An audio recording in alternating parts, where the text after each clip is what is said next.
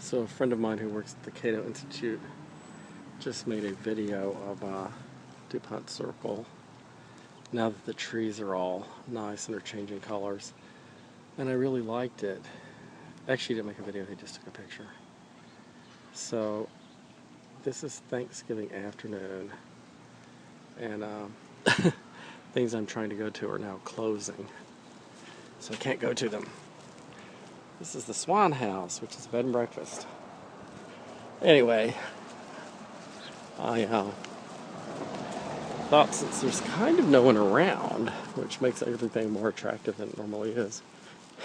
Not that there aren't some attractive people walking around Dupont Circle, but mainly they're loud and annoying people, and people with kids and bikes and dogs. Dogs are sometimes cute. Anyway, I thought we would just make a little video of the attractive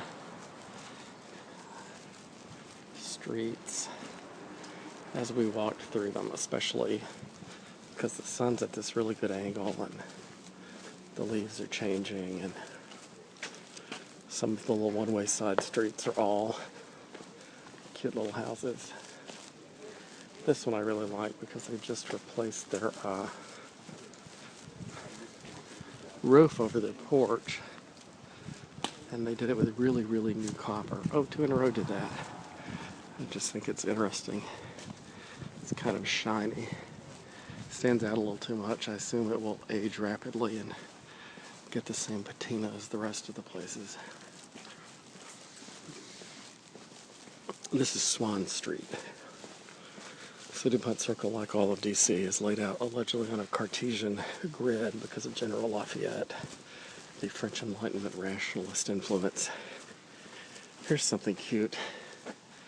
This is like one of the last fully detached houses in Dupont. Forever it had this little elderly African-American lady living here. I don't know what happened to her.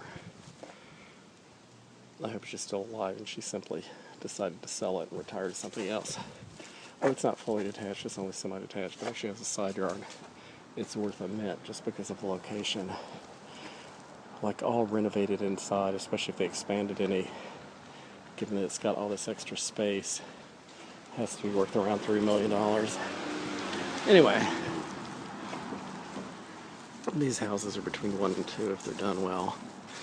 Frequently they have a basement rental apartment. Anyway, so Dupont is like the rest of DC. It's not a Cartesian grid. There are alphabetical streets that, as you go away from the mall and downtown, you go farther into the alphabet, A through Z.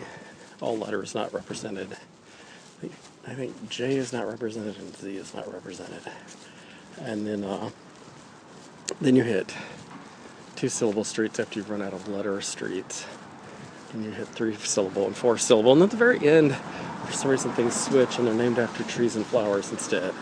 Still alphabetical, like dahlia, dogwood, whatever, hemlock. This is where we just came from. So then there are also these streets mixed in to the lettered streets. They're frequently 1 syllable, sometimes they're 2, and they have names. And they're usually also alphabetical. So this is Swan. And Swan skips around, I would say, from like 14th to 19th. I don't think it exists necessarily in every block. There's some little parks and things that interrupt it. Swan is between S and T, though, so it follows the pattern in that way.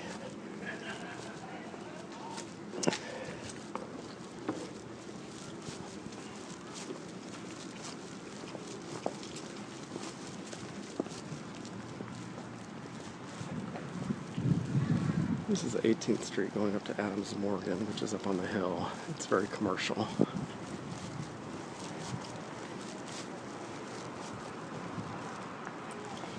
And then we have more side street with trees.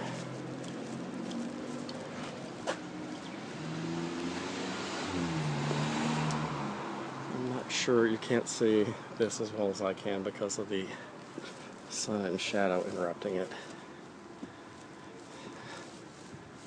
I don't know if it has some classical antecedent or not. I've actually never paid attention. They're up there too. But I think, again, you can't see them as well as I can, given the sun and shadow.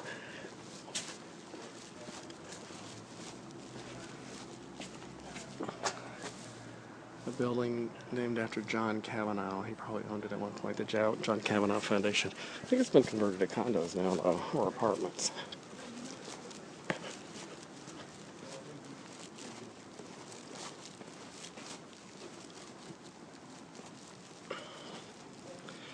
Far in the distance, over everything else in the sunshine, is a very modern office building. I think that is the American Geophysical Union building. I could be wrong, but I think so. And I think these are ginkgo trees, which may have Japanese origin. I know they have them in Japan too.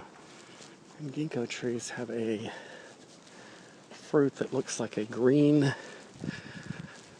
acne-pitted orange, and it has a very metabolic biological odor that different people think smell like different things. I think it smells like reproductive fluids. Other people think it smells slightly fecal, and other people simply think it stinks. Here's an alley.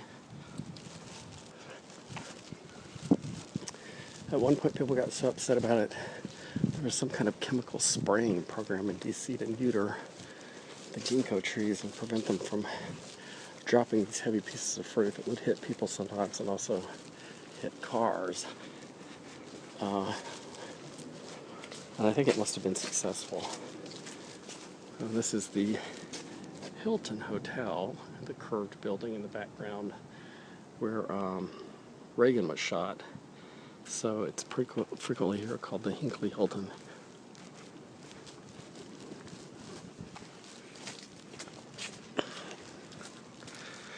One of these buildings is the Italian Cultural Center. It has some relationship to the Italian embassy, but it's where cultural things are done.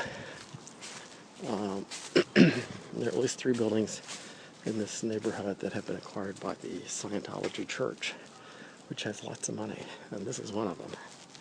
So this rather impressive looking structure, probably currently worth something like $4 million or more, belongs to the Scientologist. It looks like somebody's gotten a hold of the one next door since they're building permits. I don't know if they did or not. They have a truly massive building around the corner. And they also own what used to be a 9 or 10 story apartment building a few blocks from here. So I don't know what other holdings they have.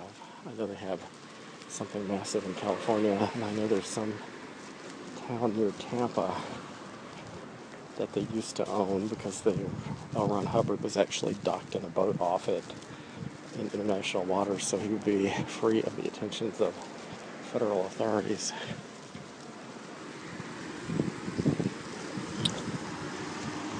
This is S Street. One of the editors of Reason Magazine lives down there.